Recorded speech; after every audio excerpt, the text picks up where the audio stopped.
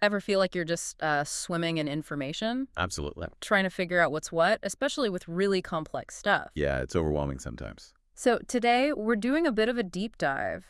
Think of it as us helping you unpack some of the trickier aspects of conspiracy theories and, maybe more importantly, how to think critically about all the info you encounter. Exactly. And look, we're not here to label specific theories true or false. That's not the goal. Right. Our mission really is to get under the hood. Yeah. How do these theories actually work? Why do they stick? And crucially, how can you sharpen your own thinking skills? Okay. And we're drawing on some specific material for this, mainly from a document called Conspiracy Theories Critical Thinking.pdf. That's the one. It gives us a good framework. Now, we should probably say up front, this stuff can be sensitive, right? Definitely. These topics often hit close to home, touch on deeply held beliefs. So our aim isn't to dismiss anyone. It's about building understanding, developing that critical awareness together. Precisely. Fostering awareness. Okay, so let's jump in. When we talk about conspiracy theories, what are we actually dealing with? It's more complex than just an alternative story, isn't it? Oh, absolutely. And what's fascinating is looking at it from different perspectives. Like, sociologically, Okay. you often see these theories gain traction when trust in, well, mainstream institutions starts to fray.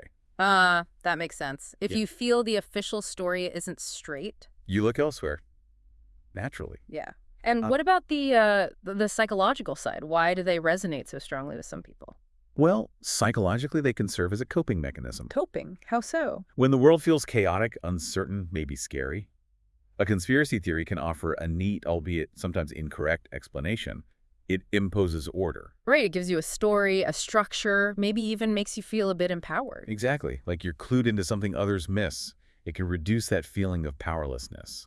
So it's meeting an emotional need, not just an intellectual one. Very much so. And the outline mentions politics, too. How do they function there? Well, politically, they can be, frankly, quite powerful tools. Mm. You can use them to undermine opponents, sow division, or just distract people from other issues. Plant doubt, Yeah, muddy the waters. It can be very effective at disrupting established narratives. And philosophically, is there a link there? Yeah, you could say that. Sometimes people turn to them when conventional ways of understanding truth seem to fail them. Like the standard explanations just don't cut it anymore. Precisely. They feel incomplete or just wrong. So a conspiracy theory offers an alternative path to what feels like truth. And we can't ignore history, can we? The document brings up real conspiracies. That's such a crucial point. Things like Watergate, COINTELPRO, they actually happened. Right. Governments have lied and manipulated. And that fact, that reality, complicates everything. It makes it harder to just instantly dismiss any claim of conspiracy. It blurs the lines. So maybe the key isn't just true versus false. Exactly. It's more about how these theories form, why they spread, how they evolve, especially when challenged. The process is key. Okay, got it. So let's dig into those inner workings then, the psychology. What makes us vulnerable? Well, the material points to a few things. Emotion is a big one. How so? Theories that tap into fear, anger, anxiety, they have a direct line to our decision-making, sometimes bypassing logic. Okay, and then there are cognitive biases, our mental shortcuts. Right, like confirmation bias, we actively seek out stuff that confirms what we already think. Oh yeah, you see that everywhere. We love hearing our own views echoed back. Don't we all? And then there's proportionality bias. Proportionality, meaning? We tend to think big events must have big causes. Okay. So a major disaster can't just be like bad luck or a small mistake escalating. Our brains often struggle with that randomness. We look for a grander, more proportional explanation. Yeah. And related to that is illusory pattern perception. Seeing patterns even when they aren't there. Exactly. Our brains are pattern matching machines. Sometimes they connect dots that aren't actually connected, creating a narrative out of noise. And it's not just individual psychology, right? There's a social aspect. Huge. Community is vital. Believing in a conspiracy theory can offer a powerful sense of belonging. Especially if you feel like an outsider. Precisely. Finding others who share your unconventional view creates a bond, and us. It can feel validating. And us versus them. Often, yes. And again, that feeling of control, like you're part of the group that really understands. Right. Okay, so the document also details some specific tactics used, often based on fear. Let's go through those. Appeal to emotion is first. Yeah, the key question to ask yourself here is Is this information trying to make me feel a certain way, or is it trying to help me think? So focusing on triggering fear or outrage rather than presenting logic. Exactly. If it's all emotion and little substance, that's a red flag. Got it. What about false dilemma? That's the either trap. Mm. Presenting only two options when actually there might be many more possibilities. Like you have to pick side A or side B and that's it. Right. It shuts down nuance. The prompt there is, what's the third option? Always look for other possibilities. Makes sense. Then there's selective evidence. Cherry picking, basically. Spot on. Highlighting only the data points that support the theory while ignoring everything that contradicts it. So you have to ask. What aren't they showing me? You need the whole picture, not just the convenient parts. Okay. And urgency crisis framing, the ACT stuff. Yeah, creating a sense of immediate danger or a deadline forces hasty decisions. It undermines careful thought. Because you feel pressured. Right. So you need to ask, does this urgency justify skipping careful consideration? Does it override depth? Good question. Lastly, authority without accountability. This is huge online. Yeah. Claims from anonymous insiders or vague experts you can't actually verify. Right, the sources say kind of thing. Exactly. The critical question is, can I verify this independently? If not, be skeptical. These are super helpful awareness points. Okay, let's flip this. How do we cultivate real critical thinking? What does that look like? Well, the core elements are things like clarity, being clear about what's being claimed. Logic, does the reasoning hold up? Huh. Evidence, is it solid? Is it representative? Right. Open-mindedness, are you willing to consider other views? And self-awareness, knowing your own biases. It sounds like a whole toolkit. It is. Mm-hmm. And the document stresses it's a process. It frames it as doubt plus method. Not just doubt. No, not just suspicion or cynicism. That's easy. Critical thinking pairs doubt with a systematic method for evaluation. It's active investigation. I like that distinction. But the outline also warns about the illusion of critical thinking. How can we fool ourselves? So easily.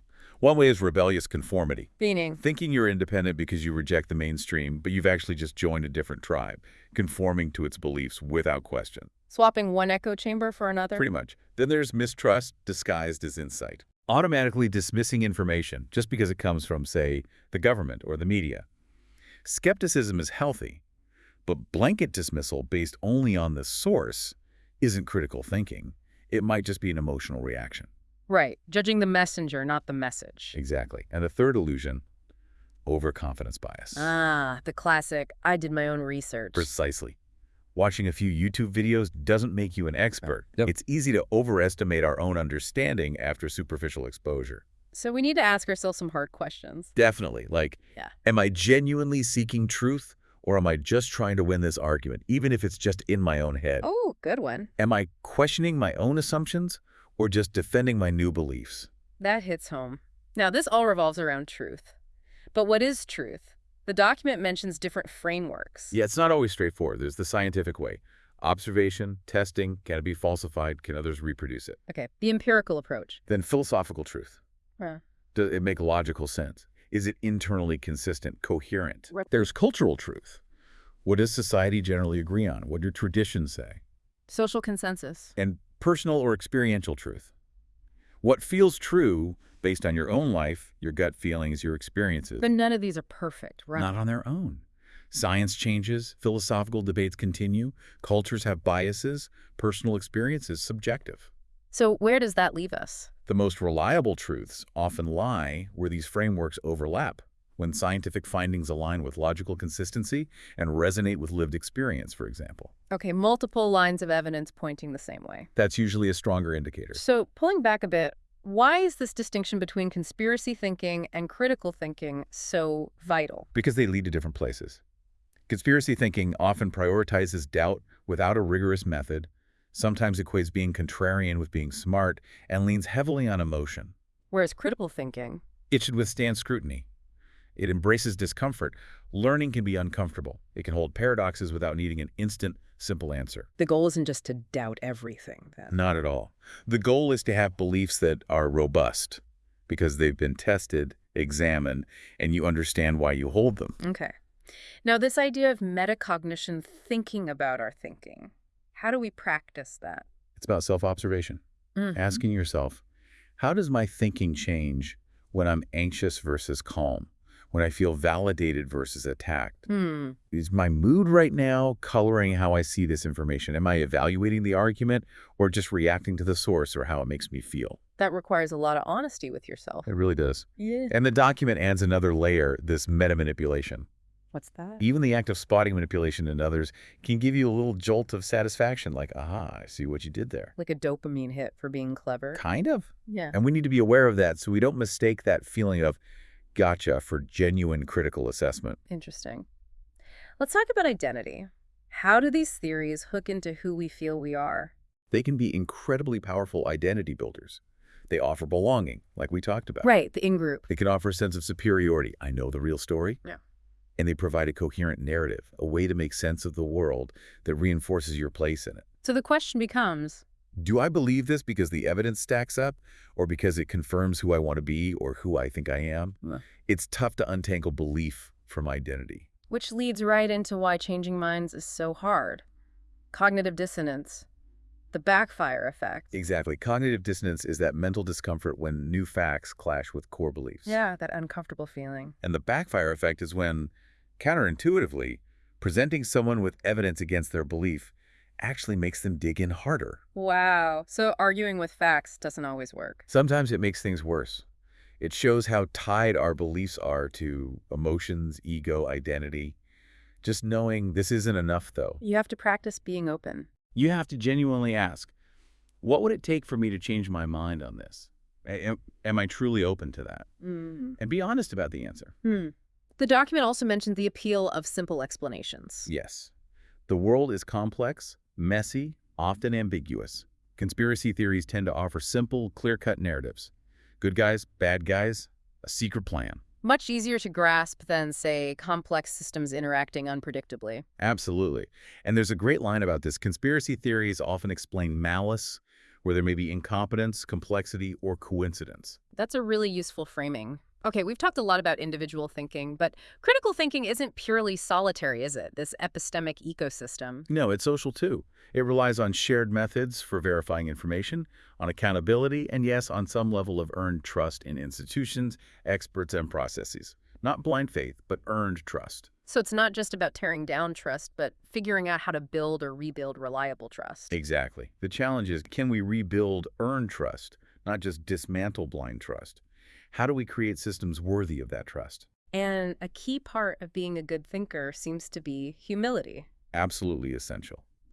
True critical thinking requires admitting you might be wrong, being open to learning, acknowledging the limits of your own knowledge. It's not about being the smartest person in the room. Often the opposite. It's about being willing to learn from the room. Humility is the bedrock of genuine inquiry. Which brings us to this final kind of meta point, the paradox of even talking about this. Right. Even this conversation, warning about conspiracy theories, could be interpreted by some as its own form of, well, asserting authority or claiming superiority. So we have to apply the same scrutiny to ourselves. Constantly ask, is my critique making someone defensive? Why? Yeah. Am I genuinely trying to foster understanding, or am I maybe just trying to feel right myself? It's about genuine dialogue.